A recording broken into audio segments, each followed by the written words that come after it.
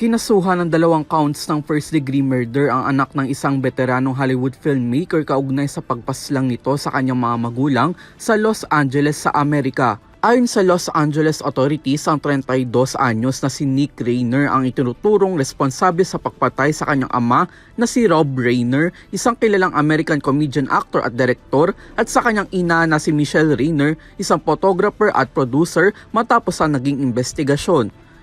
Natagpo ang kasing patay ang mag-asawa sa loob ng kanilang tahanan nitong weekend. Si Rob Reiner ay isa sa mga pinakatanyag na personalidad sa pelikula at telebisyon sa Amerika na nagdirect ng mga classic films tulad ng The Princess Bride at A Few Good Men. Sa pelikula na When Harry Met Sally naman niya nakilala ang kanyang asawang producer na si Michelle. At bilang aktor, nakilala rin siya sa hit TV comedy na All in the Family. Ayon pa rin sa investigasyon, isang kutsilyo ang ginamit sa krimen ngunit hindi pa inilalabas ng mga otoridad ang posibleng motibo sa likod ng insidente.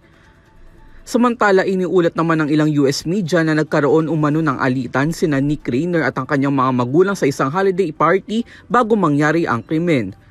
Hindi pa rin malinaw kung nasa impluwensya ng droga o alak si Nick Rainer. Matatandaang dati nang inamin ni Nick Rainer ang kanyang matagal na pakikipaglaban sa substance abuse, kabilang ang ilang beses na pagpasok sa rehab simula pa noong siya ay teenager.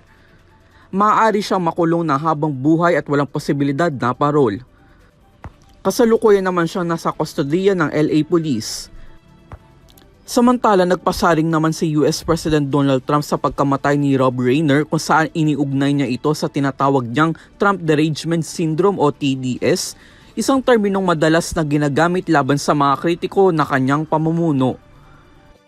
Bukod kasi sa pagiging direktor at aktor sa Amerika, si Rob Reiner ay kilala rin bilang isang democratic activist.